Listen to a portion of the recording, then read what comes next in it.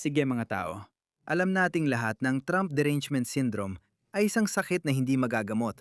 Pero may isa pang sakit na mas nakamamatay at mas delikado kaysa sa Trump Derangement Syndrome. Oo, tama ang hula ninyo. Ito ay Israel Derangement Syndrome.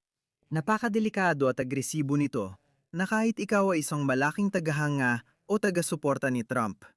Pero kapag nahawakan ng Israel Derangement Syndrome, maaari ka ring tuluyang mabaliw at magwala laban kay Trump. May ilang pangalan na naging maingay nitong mga taon. Hindi talaga ako fan ng mga ito. 7 taon na rin ako sa social media. Hindi mo ako makikita kumupuri sa kanila. Isa sa pinakamalaki, pinakabaliw, at pinakawalang preno na tao na talagang umasenso sa sarili niya sa paglipas ng mga taon ay si Alex Jones. Ang orihinal na tinfoil hat conspiracy theorist. Ang orihinal na tagagawa ng kaguluhan. Mahigit 25 taon na siya sa industry, kaya masasabi talagang umasenso siya para sa sarili niya. Siya ang naglabas sa mga pinakabaliw na conspiracy theory sa pagdaan ng mga taon. Alam mo, kahit sirong orasan, tama pa rin 2 beses sa isang araw. Kaya kung may ilang bagay na tama si Alex Jones, hindi ibig sabihin noon na lahat ng mga baliw at kakaibang conspiracy na sinabi niya sa paglipas ng mga taon, tulad ng Sandy Hook Massacre, ay isang panluloko. At syempre, ang paborito ko, ginagawa nilang bakla ang mga palaka. Iyan ang conspiracy theory tungkol sa mga baklang palaka na ipinakalat niya mga 10 taon na ang nakakaraan. Wala naman akong nakikitang maraming baklang palaka na tumatalon, gets mo? Hindi ko napapansin ang malaking bawas sa populasyon ng palaka. Sa katunayan, kung ginagawa nga nilang bakla ang mga yon, may peste tayo ng cane toad dito sa Australia. Sinasira nila ang ating likas na halaman at hayop. Kaya siguro, kung nagiging bakla ang mga palaka, baka hindi na rin masama yon. At kung kaya nilang gawin yon, pakigawa na lang sana sa mga cane toad na peste dito sa Western Australia. Kaya isa siya sa kanila. Tapos, nariyan din si Megyn Kelly, na dati ay gusto ko, pero hindi ko na siya masyadong pinapansin ngayon. At si Candace Owens. Diyos ko! Siya ang mukha ng Israel Derangement Syndrome na yon. Pero lampas pa doon ang ginagawa niya. Kaya imbes na ako magsabi, si Trump na mismo ang nawalan ng pasensya at nagkomento tungkol doon. Ito ay isang interesanteng at mahabang tweet na dapat basahin. Alam ko kung bakit matagal na akong nilalabanan ni Tucker Carlson, Megyn Kelly, Candace Owens at Alex Jones dahil iniisip nilang mainam para sa Iran, pangunahing taga-suporta ng terorismo na magkaroon ng sandatang nuklear. Maaring di nila sabihin ng direkta, pero hayaan ninyong sabihin ko. Malinaw na sinabi ni Pangulong Trump na ang hindi pag-atake sa Iran ay nagbibigay sa kanila ng kalayang gawin ang gusto nila. Gawing bihag ang rehiyon, mga teroristang proxy tulad ng Hamas, Hezbollah at mga Houthi. Basta naapektuhan ng Israel, sina Tucker, Alex at Candace Owens ay okay lang doon. At si Megyn din, kahit hindi ko hanong alam ang tungkol sa kanya. Sinusuportahan nila yon. Pero si Pangulong Trump ang presidente ng Estados Unidos, ang pinakamakapangyarihang bansa sa mundo. Kaya hindi niya pwedeng baliwalain lang na, Iran ang gumagawa niyan. Ito ang dahilan kung bakit itinuturing ang Iran na mapanlaban ng kapwa mga Democrat at mga Republican. Si Trump lang ang tanging presidente na talagang may ginawa tungkol dito dahil may isang bagay silang pareho. Mababa ang IQ. Sige, hindi na ako makikipagtalo sa'yo. Buhobo talaga sila. Alam nila. Pati pamilya at lahat na iba. Tingnan mo ang nakaraan nila. Tingnan mo ang record nila. Wala silang kakayahan. At hindi talaga sila nagkaroon noon. Tinanggal sila sa TV. Nawala ang mga palabas nila at di na iniimbitahan dahil wala nang may pakialam. Mga siraul sila, mahilig gumawa ng gulo at sasabihin ang kahit ano para lang makakuha ng libreng at murang publicity. Akala nila makakakuha sila ng click dahil sa third-rate nilang podcast. Pero wala namang nagpapansin sa kanila. Ang pananaw nila ay kabaliktaran ng MAGA. Kung hindi, hindi sana ako nanalo ng landslide sa halalang pampanguluhan. Sumasang-ayon sa akin ang MAGA. Totoo yun. At binigyan pa ng CNN ng 100% approval rating si Trump. Tama yun. Sinabi ko lang agad para alam nyo. O minsan, may mga data sa survey na talagang kapansin-pansin. Isa ito sa mga yon. Tingnan mo, pananaw ng MAGA GOP kay Trump. Aprobado, 100%, 100%. Kung miyembro ka ng MAGA at ng GOP, aprobado mo si Donald John Trump ng 0%. Sabihin na hindi sila sang-ayon. Hindi mo kailangang maging henyo sa matematika para malaman na hindi ka pwedeng lumampas sa 100% para siyang Miami Dolphins ng 1972. Ngayon, may ilang Republican na hindi sang-ayon kay Donald John Trump, pero hindi sila miyembro ng Make America Great Again. Hindi tulad ni Tucker Carlson na hindi natapos ang kolehiyo at wasak ng matanggal sa Fox. Totoo yun. Ito ay isang pangyayaring mahusay na dokumentado. Binigyan siya ni Elon Musk ng chance na gawing eksklusibo sa X ang mga panayam niya. Kaya nagkaroon siya ng bagong pag-asa. Nakita mo kung paano siya pumunta sa Rusya at gumawa ng hindi mapanuring panayam kay Putin na parang isang batang estudyante siyang nakikinig. Matindi siyang laban sa Ukraine at sipsip sa Rusya, kaya baliw talaga siya. Ang tuso ni Pangulong Trump, ginamit pa niya ang mga punto ni Tucker Carlson. At ayan mong sabihin ko na sa buong iskandalo ng Epstein file, si Pangulong Trump, bago pa man siya maupo sa pwesto, siya ang nagpapalakas ng mga conspiracy theory na ito. Na yun na siya ay nasa pwesto, bigla niyang sinabi, "Bakit mo hinihingi yan? Trump, pinangako mong tapos na ito." Ginamit ni Trump ang mga puntong yon para makakuha ng boto. Pero naging tinik din ito sa kanya, kalaunan. Ganyan lang talaga ang politika. Kaya hindi ako naniniwala sa ideya na bobo si Trump. Si Trump ay isang tuso at madiskarteng politiko. Matalino siyang tao. Marunong siyang magbasa ng sitwasyon.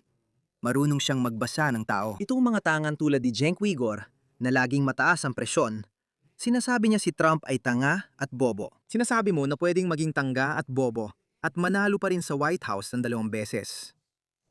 Ano ibig sabihin nito sa bansa mo? Hindi. Si Trump ay isang napakatalinong tao. Oo, nagsusuot siya ng iba't ibang maskara. Minsan nagpapanggap siyang tanga. Ginagamit niya ang madman theory. Lahat yan ay kalkulado. Hindi bobo si Trump. Makikilala siya bilang isa sa pinakamatalino at tusong politiko ng ating panahon. Tapos, hinahangaan ko si Trump kahit hindi ako sangayon sa lahat ng gawa niya. Nagkampanya rin siya na may tindig laban sa Ukraine. Naging tinik yun sa kanya dahil bilang presidente, hindi niya kayang putulin ang ugnayan sa Ukraine. Dahil magkaiba ang paulit-ulit na pagsabi ng mga populistang pananalita at ang aktual na pag-upo sa pwesto at pagsagawa ng mga iyon. Hindi mo pwedeng gawin ang mga iyon dahil hindi natin pwedeng mawala ang Ukraine. Hindi pwedeng mawala ng Amerika ang Ukraine dahil nagbibigay ito ng malaking impluensya sa rehiyong iyon para sa Amerika. Hindi pwedeng agad ibigay ang susi sa Russia, kalaban ng kanluran. At sa madaling salita, ang unahing kalaban ng Amerika. Kaya si Trump ay nagpapanggap na kaibigan at malapit kay Putin. Pero hindi naman talaga. Isa pa yan sa mga maling pagkakaintindi ng mga lider ng Europa. Binola at sinipsipan siya ng mga Iranian. May natutunan sila sa kanila. Pinanggalanan nila ang ilang hindi umiiral na kalsada kay Trump at nangako silang magtatayo ng mga rebulto ni Trump at napaniwala si Trump. Iyan dapat ginawa ng Ukraine, matagal ko na rin sinasabi. Sumipsip lang kayo sa kanya, bulahil lang ninyo siya, at sabihin na ipapangalan namin ang lungsod kay Pangulong Trump. Pero hindi nila ginawa. May mahalaga pa rin silang hindi nagawa. Kahit ngayong digmaan, ang mga hangal na lider ng Europa, kailangan lang sabihin, "Oy, Pangulong Trump, suportahan mo ang Ukraine at susuportahan ka namin sa Iran." Pumayag sana si Trump. Kita mo kung gaano siya kadesperado. Pero tangha talaga itong mga ito. Hindi nila alam basahin si Trump, na henyo talaga. Pasensya na, pero henyo siya. Minsan nagkakamali siya, pero lagi niyang natatagpuan ng paraan palabas. Hindi ba't kamangha-mangha na kahit magkamali sa politika, nakakaya mo pa ring makalabas nang hindi nasasaktan? Hindi ba't kamangha-mangha yun? Kung hindi yan katalinuhan, ewan ko na lang. Kahit sinong ibang politiko, kahit sinong ibang presidente, kahit sinong ibang punong ministro sa malayang kanluran, ay napilitan ng magbitiw sa ginawa ni Trump. Hindi, tuloy lang si Trump. Malaking respeto ko kay Trump dahil henyo siya. Hindi dahil sang-ayon ako sa lahat ng sinasabi niya. Isa na namang pagsubok ito, kaya walang tigil ang 5 payaso sa pag-atake sa kanya. Kaya lumabas siya at sinabi, "Alam nyo, ilalagay ko kayong mga afres sa tama niyong lugar." Si Tucker Carlson, na di nagtapos ng kolehiyo, ay lubang naapektuhan ng matanggal sa Fox at nagbago na siya. Siguro kailangan niyang magpatingin sa mahusay na psychiatrist. O si Megyn Kelly, Nabastos na tinanong ako ng tanyag na tanong tungkol kay Rosie O'Donnell o si Candace Owens na inaakusahan ng iginagalang na unang ginalang ang Pransya na lalaki. Siya, kahit hindi naman. Si Candace Owens ay isang siraulo at wala sa tamang pag-iisip na tao na nababagay lang sa panahon ng social media dahil bilang influencer, makakahanap ka ng mga taong kasing sira mo. Dahil dito, makakakuha ka ng kaunting notoryedad. Walang espesyal kay Candace Owens na binibintang ang unang ginang ng Pransya na lalaki. Kahit hindi totoo. At sana'y manalo ang unang ginang ng malaking danyos sa kasalukuyang demanda. Oo, sa palagay ko, siya nga. Para sa akin, ito ang pinakamagandang bahagi. Ang unang ginang ng Pransya ay mas maganda pa kaysa kay Candace Owens. Sa katunayan, hindi nga malapit ang laban. Hindi mo talaga mapigilang mahalin si Trump? Alam niya kung paano katamaan kung saan ka pinakamasasaktan. Ay Diyos ko! O si Alex Jones na bangkarote. Ano mo kung bakit ito nakakatawa? Dahil si Donald Trump mismo ay nag-file ng bankruptcy, hindi bababa sa 3 o 4 na beses. Pero si Trump lang ang pwedeng gumamit niyan bilang insulto laban sa iba. Hindi ko alam paano tutugon si Alex Jones dyan. Pero maganda yan. Mababaon siya rito. Si Alex Jones na bangkarote. Eh ikaw, Trump, 4 na beses ka ring nag-bankruptcy. Kung ako ay isang palpak, eh di mas malala kang palpak. Pwedeng sabihin ni Trump, sandali. Naging presidente ka ba ng US ng 3 beses? Ganyan siya magsalita. Si Alex Jones ay nalugi at nagsalita ng mga pinakabobong bagay. Palagi siya nagsasabi ng kabobohan, pero ito na ang sukdulan. Hindi mo pagkunwari si Donald Trump. Matalino, tuso, at madiskarteng politiko siya. Alam niya noon pa na baliw at bobo ang mga sinasabi ni Alex Jones.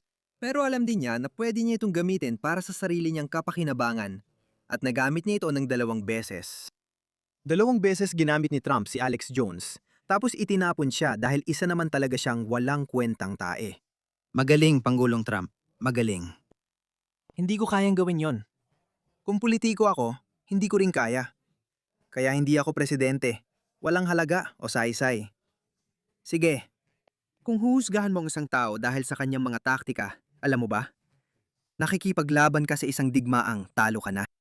Sa totoong mundo, basta hindi labag sa batas, naniniwala ako ng husto sa kasabihan ni Arnold Schwarzenegger. Huwag labagin ang batas, pero labagin ang mga patakaran. Yan ang pinaniniwalaan ko. Yan ang ginawa ni Trump buong buhay niya. Tingnan mo siya ngayon. Maaalala siya ng kasaysayan. Hindi ikaw, ako, o si Alex Jones. Ganyan talagang sistema mga pare. Ganyan talaga. Huwag niyong kamuhian ang manlalaro. Kamuhian niyo ang laro. Si Trump ay nakikilaro lang sa sistemang ito at hindi siya ang gumawa ng mga patakarang ito. Bankrupt si Alex Jones na nagsasabi ng ilan sa mga pinakabobong bagay at pagkawala ng lahat ng yaman niya. Tama lang dahil sa masasamang pag-atake niya sa mga pamilya ng Sandy Hook victims.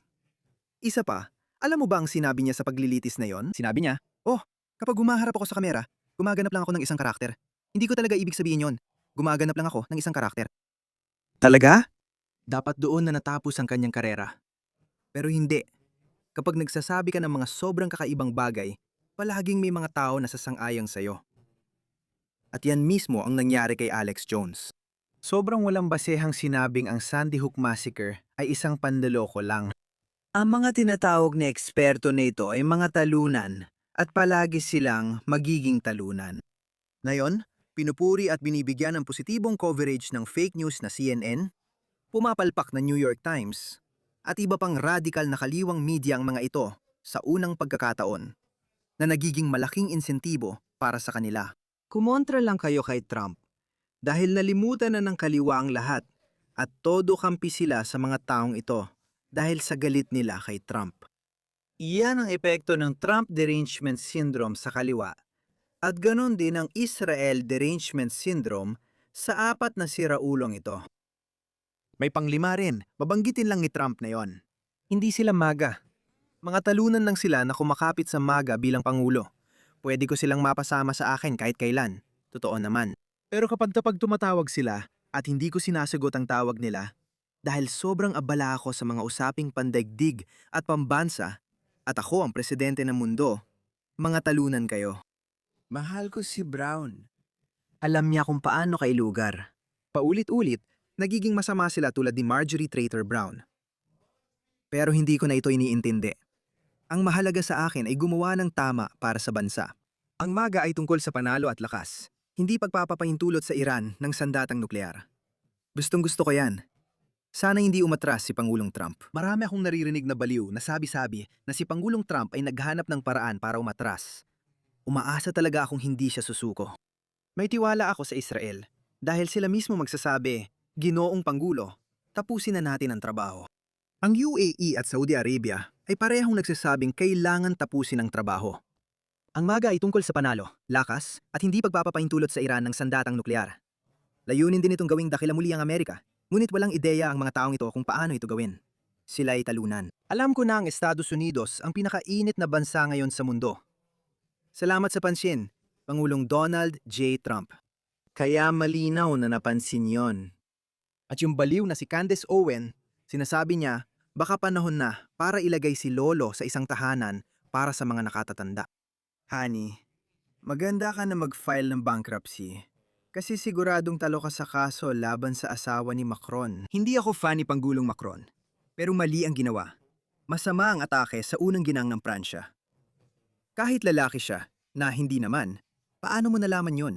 Anong pakialam mo? Dahil lang galit ka kay Macron. Matagal ko nang kinikritiko si Macron, pero hindi ko naisip na tirahin ang asawa niya. Uulitin ko, sira ulo at baliw ang mga taong ito. Kaya hindi na ako makapaghintay sa pagbagsak ng pananalapi, sabi nga ni Pangulong Trump. Tignan mo ito. Marjorie Taylor Greene, isa pa na may Israel Derangement Syndrome. Ang sakit na ito mga pare ay hindi nagagamot. Kapag tinamaan ka nito, wala ka ng takas. Lalo silang nawawala sa sarili, nagagalit. Pinipilipit na nila ang mukha nila. Si Anak Experience dati ay maganda at kaakit-akit.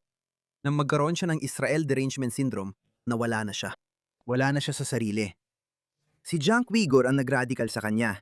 Hindi ko alam ang kwento at wala akong pakialam. Baliw talaga ang mga taong ito. Si Pangulong Trump ay nababaliw habang nakikipagdigma laban sa Iran. Binali ang pangakong pangkampanya. Kung sasabihin kong hindi ako makikialam sa anumang digmaan, pero biglang nagkaroon ng pagkakataon na matanggal ang isa sa pinakamasasamang kaaway ng aking bansa. Kung hindi ko gagawin yon dahil lang sa pangakong pangkampanya, hindi ako estadista o leader. Isa lang akong oportunistang politiko dahil, anong gagawin ko? Nag-aalala ko sa aking mga taga-suporta. Bukod pa rito, hindi naman kailangan mag-alala si Trump sa kanyang mga taga-suporta. At hindi ito isang walang saysay na digmaan. Isa itong kinakailangang digmaan. Nakipaglaban ako kasama sina Tucker, Meghan, Candace Owens, at Alex Jones para matulungan si Trump mahalal. Oo? Gusto mo ba ng medalya kapalit nito? Na yun, nag-post siya ng mahaba at walang kwentang rant laban sa amin. Alam kong natuwa ka nang inatake niyang isa sa mga ideolohikal mong kalaban. Hindi kami nagbago. Si Trump ang nagbago. Amerika muna. Ang pagtarget sa rehimeng Islamiko ng Iran na halos 50 taon ang sumisigaw ng mamatay ang Amerika ay Amerika muna, kayong mga mababang IQ, ignorante sa kasaysayan, at intelektual na bangkaroteng payaso.